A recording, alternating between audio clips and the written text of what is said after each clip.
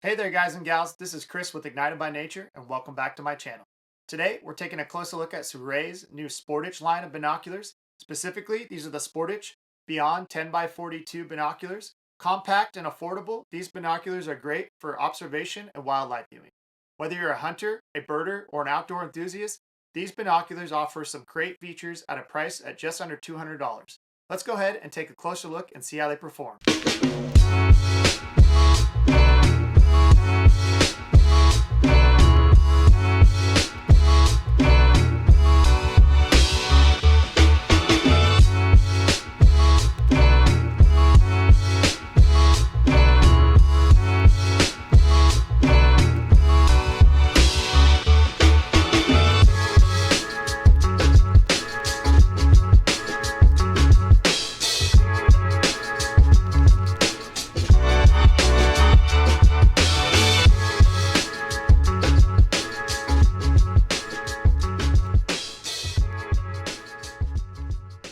Before we get started with this video, I did want to mention that SIRUI sent these binoculars to me. I did not purchase them. They are brand new to the sporting optics market. They have never created binoculars or spotting scopes or anything like that before. They do create lenses and tripods, and they make really good tripods. So I agreed to test these out specifically because of their price point.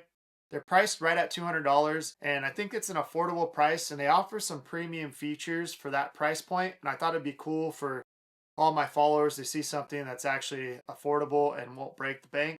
So that's what we're going to do. We're going to test these out and see how they perform. So let's go ahead and do that and start off by looking at some of the key features of these binoculars. The first thing I want to highlight, and one of the main key features that I want to talk about, is their compact size for being a 10x42 binocular. I really appreciate the compact size of these binoculars. They fit well in your hand, but you still get that 10x42 image quality. The next thing that I wanted to talk about that SIRUI highlights on their website is the 20mm eyepiece. Now, what's good about a 20mm eyepiece, or just a wider eyepiece in general, is that when you pull the binoculars up to your eye, it's easier to get a clear focus and actually get comfortable faster and get a clear sight picture. These binoculars also have a light transmission of 88.5%, which is pretty good for their price range. And I also wanted to mention that these are multi-coated lenses, so the different coatings help create that 88.5% light transmission. They also have IPX7 waterproofing and are nitrogen filled, which means that these are both waterproof and fog proof. Weighing in at just 1 pound 4 ounces or 20 ounces total, these binoculars are nice and compact. As I mentioned before, I like the weight, and their compact size means that they fit in a small binocular harness. These binoculars have a lifetime limited warranty, so they will cover any manufacturer defects. But just keep in mind that it doesn't have a lifetime unconditional warranty. So if you do break these binoculars and send them in, you might have to pay for some of the damages. But I did want to highlight the fact that they do have a lifetime limited warranty. The minimum focusing distance of these binoculars is 3 meters or 9 feet 10 inches. Because this is a 10x42 binocular, you also have a exit pupil of 4.1 millimeters, so you do have pretty good low light performance. These binoculars have 16.4 millimeters of eye relief, so they have plenty of eye relief for eyeglass wearers and are great overall for general purpose use. You also have a field of view of 314 feet at 1,000 yards. That's also equivalent to 104.8 meters at 1,000 meters. The dimensions of these binoculars are 5.12 inches long by 4.72 inches wide. And then lastly, these binoculars have a working temperature of -15 degrees Celsius up to 60 degrees Celsius, which in theory means that these binoculars work at approximately 5 degrees Fahrenheit up to 140 degrees Fahrenheit. -15 degrees Celsius is equivalent to 5 degrees Fahrenheit.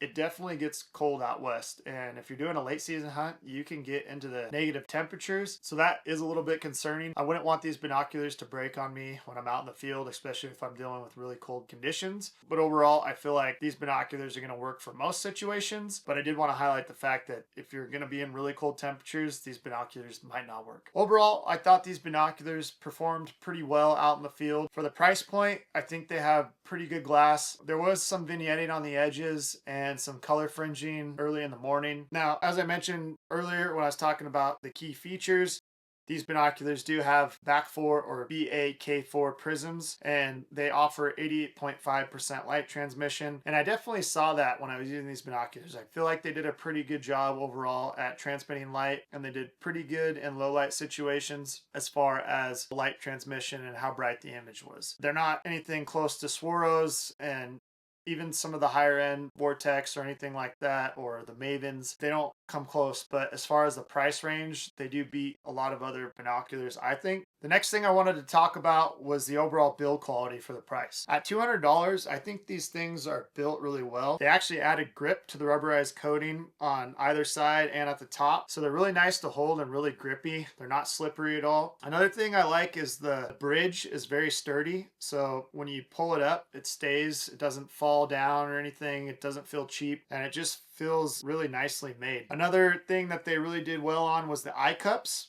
These eye cups are premium built, or they feel premium built, and I hate when binoculars have cheap fold up eye cups, or they're just really cheap quality and they break or come off easy. These are really nicely built, and they have a nice twist to them, and they have 4 levels of adjustment. Really though, I experience about 3 levels of adjustment. They advertise it as 4, and if you twist it really slow, you get 4, but any normal person who twists it, it's 3 levels of adjustment. Oh, and then another thing that I wanted to mention was the diopter. The diopter adjustment is on the right eye, and it's nice and stiff. It feels a little cheap. That's probably the cheapest feeling adjustment piece on this binocular is the diopter. And it just, I don't know, just doesn't have that great of a feel to it. Also, the eye cups fit really nice and snug on these, and the objective lens covers go right over and they pop in nicely and they're snug. They don't come off at all. I really like that. I hate when cheap binoculars have cheap eye cups and eyepieces. Yeah, I really like the fact that these go on very nicely. They stick on, they stay on, they don't fall off. And so these things just fit really nice in there, and that's like a premium quality right there. Like if you buy a premium optic, they always have eye cups and objective lens covers that fit, which some people might not even care about. They might take them off, but I really like that. And then lastly, that focus wheel is just super smooth. Another cool feature that they added to these binoculars was the 1/4 inch thread. So you can actually use pretty much any standard Bino adapter for a tripod. And I just used my Maven adapter and it just threaded right in there. And so that was really nice. I was just able to mount those on the tripod, screw that on, and I was able to glass and get like steady, clear images. And it really made it nice for testing and doing some wildlife viewing. Alrighty, so I've kind of gone over a lot of the main things that I wanted to go over with these binoculars.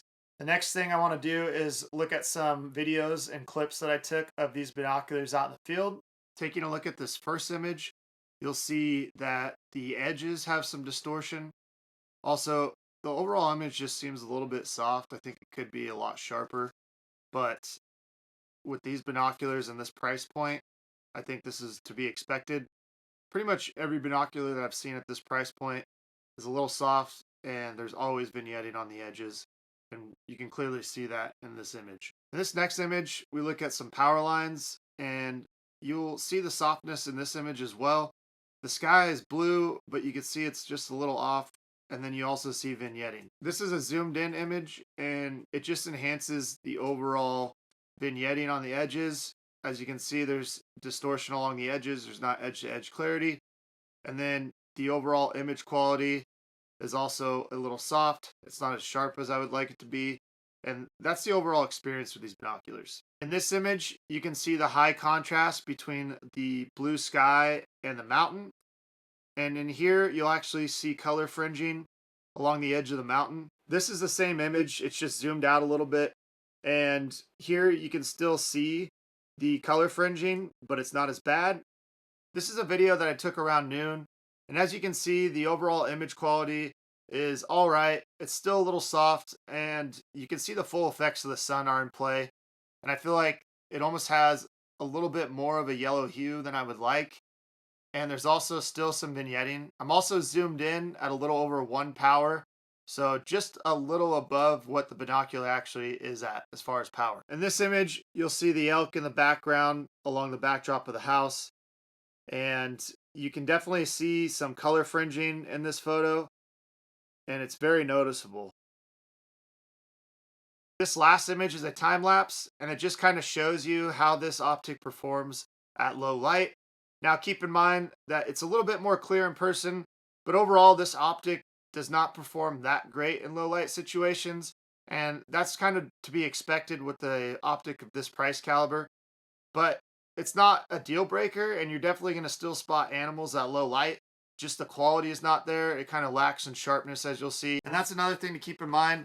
Digiscoping will actually show you how good an optic is, I think, because if it's a good optic, it's going to look crystal clear through that phone, and you're not going to have any blurring or any issues with sharpness. Alrighty, so now let's talk about everyone's favorite thing to talk about, the pros and cons. As far as pros, I really liked the overall build quality and construction of these binoculars. They feel really durable, and they just are really impressive for the price point. And speaking of price point, that would be another pro. I really like the fact that these binoculars are 200 bucks. I feel like for the overall quality, $200 is a really nice price for these. Another pro to these binoculars would be the overall eye relief and the 20 millimeter eyepiece. I feel like that the 20 millimeter eyepiece is very comfortable, and the 16.4 millimeters of eye relief is plenty for most users.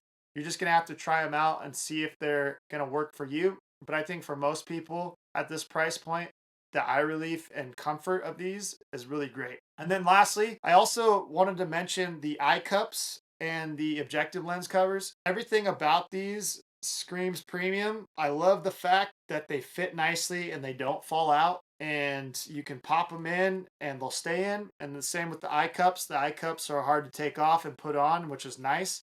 I like to make sure that when I'm transporting these, they're not going to get dust in them. As far as cons, I would say, for the price point, you're not going to get the best glass. The glass is pretty good, and it's actually pretty impressive for the price point. But I would say the overall image quality is a con. And as we saw in the images from earlier, you did get color fringing in certain situations. Another con would be the diopter.